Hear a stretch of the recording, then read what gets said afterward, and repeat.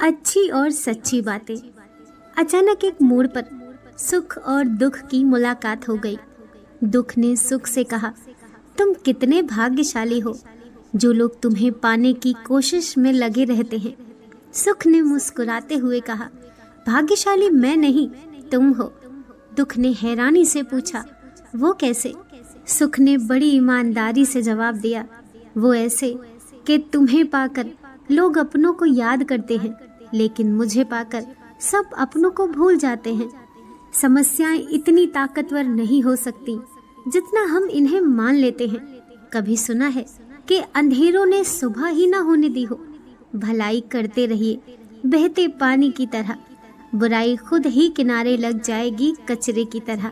बहुत ही सुंदर शब्द जो एक मंदिर के दरवाजे पर लिखे थे। सेवा करनी है तो घड़ी मत देखो, प्रसाद लेना है तो स्वाद मत देखो, सत्संग सुनना है तो जगह मत देखो, विनती करनी है तो स्वार्थ मत देखो, समर्पण करना है तो खर्चा मत देखो, रहमत देखनी है तो ज़रूरत मत देखो।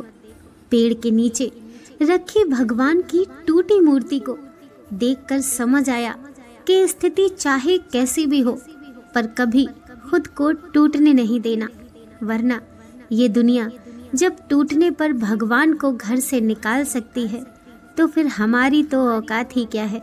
समय बहा कर ले जाता है नाम और निशान, कोई हम में रह जाता है, कोई अहम में रह जाता है।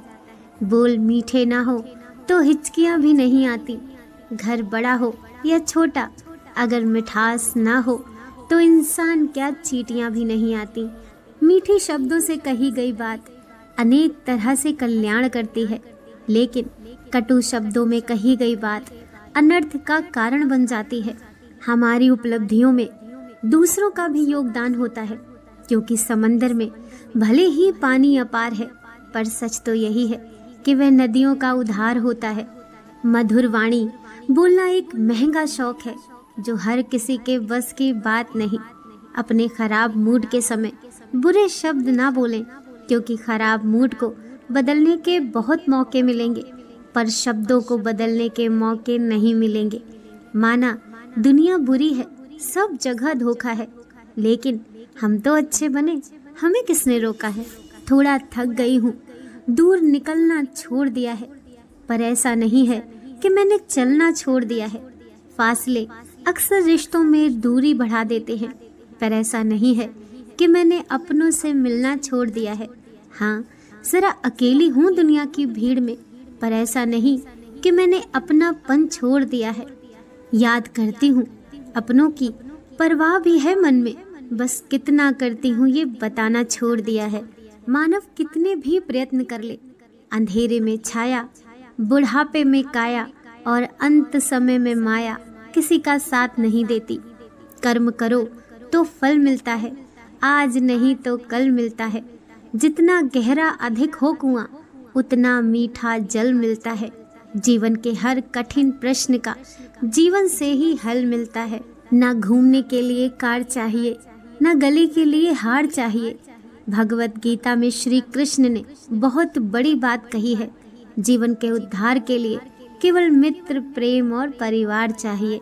लफ्जों के इत्तेफाक में यूं बदलाव करके देख, तू देख कर न मुस्कुरा, बस मुस्कुरा के देख। इच्छाएं, सपने, उम्मीदें और नाखून, इन्हें समय पर काटते रहें, अन्यथा ये दुख का कारण बनते हैं।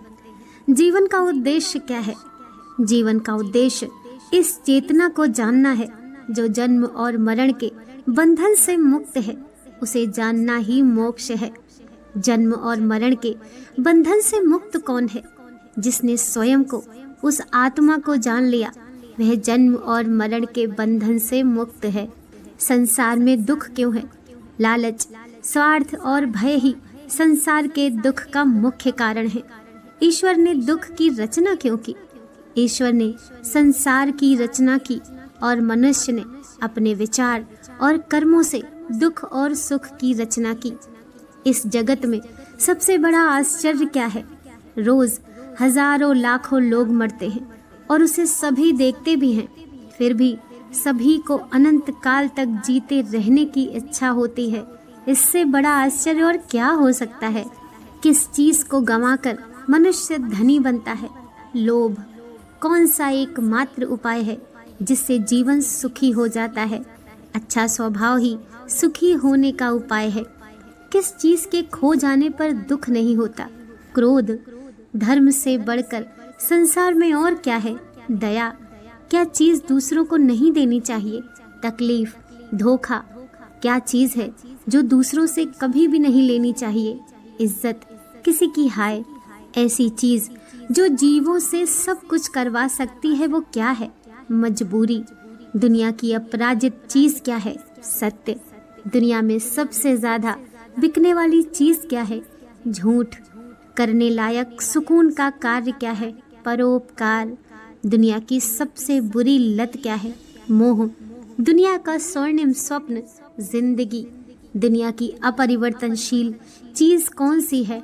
मौत ऐसी चीज जो स्वयं के भी समझ न आए वो क्या है? अपनी मूर्खता दुनिया में कभी भी नष्ट ना होने वाली चीज क्या है? आत्मा और ज्ञान कभी ना थमने वाली चीज क्या है? समय पहली नमस्ते परमात्मा को जिन्होंने हमें बनाया है। दूसरी नमस्ते माता पिता को जिन्होंने हमें अपनी गोद में खिलाया है। तीसरी नमस्ते गुरुओं को जिन्होंने हमको वेद और ज्ञान सिखाया है। चौथी और सबसे महत्वपूर्ण नमस्ते आपको जिन्होंने हमें अपने साथ जुड़े रहने का मौका दिया है। कुछ लोग वीडियो को इग्नोर कर देते हैं और अपने जीवन से जुड़ी बेहतरीन जानकारियां छोड़ देते हैं। आपसे मेरी प्रार्थना है, मेरा मनोबल बढ़ाने के लिए चैनल को लाइक शेयर ज़रूर करें और अगर चैनल पर नए हैं तो चैनल को सब्सक्राइब करना बिल्कुल ना भूलें। फिर मिलेंगे दोस्तों, तब तक अपना ख्याल रखिए और हमेशा मुस्कुराते रहिए। मिलते हैं नेक्स्ट वीडियो के साथ।